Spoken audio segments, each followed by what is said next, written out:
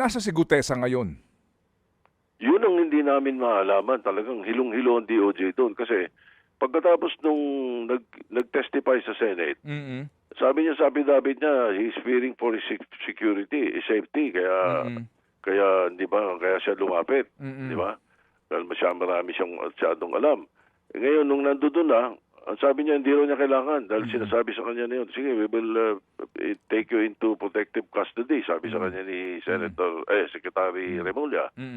Ang sabi niya, hindi ko kailangan, Marines ako. Di ba? Tapang niya. Oh.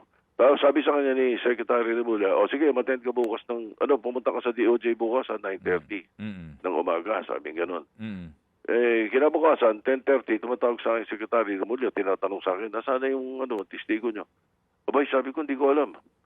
Wala namang, hindi namin hawak yun. Sabi ko, ano yun baga sa sariling walk-in yun hindi na sumipot At hindi na mahagilap. May panawagan nga sa kanya na pumunta or kumontak man lang sa DOJ. Wala So as far as you are concerned, hindi niyo alam ang whereabouts nitong taong ito ngayon. Hindi. Okay. Opo. Sige.